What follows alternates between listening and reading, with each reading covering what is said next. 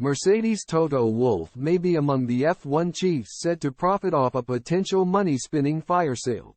F1 team owners like Mercedes' Toto Wolff are reportedly considering selling up after seeing their assets rise in value parallel to the sport's explosion in popularity over the last few years.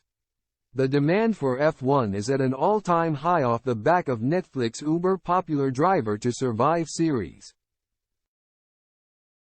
Nowhere has this been more prevalent than in the United States.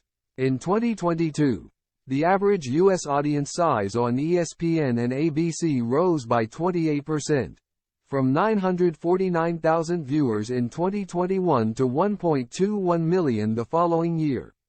Last year's Miami Grand Prix pulled in a remarkable 2.6 meters alone, while numbers rose by a further 5.8% during the first half of the 2023 season to 1.26 meters. Multiple interested parties from around the world are knocking on the door to get involved with the booming enterprise, and Sky Sports' Craig Slater understands that some F1 teams are considering whether to sell their stakes for monstrous profit margins.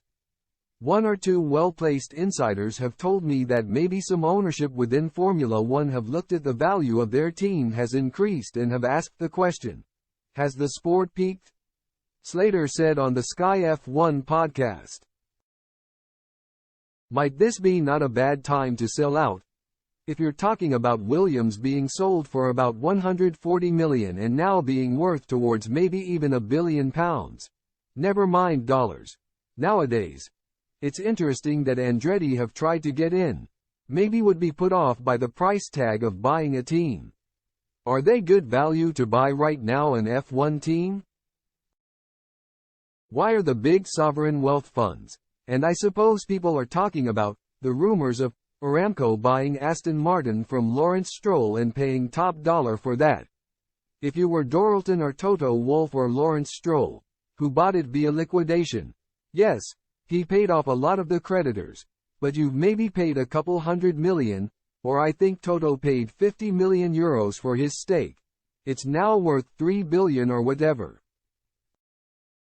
Does that have its own incentive to sell, when in a few years you've made such a big gain?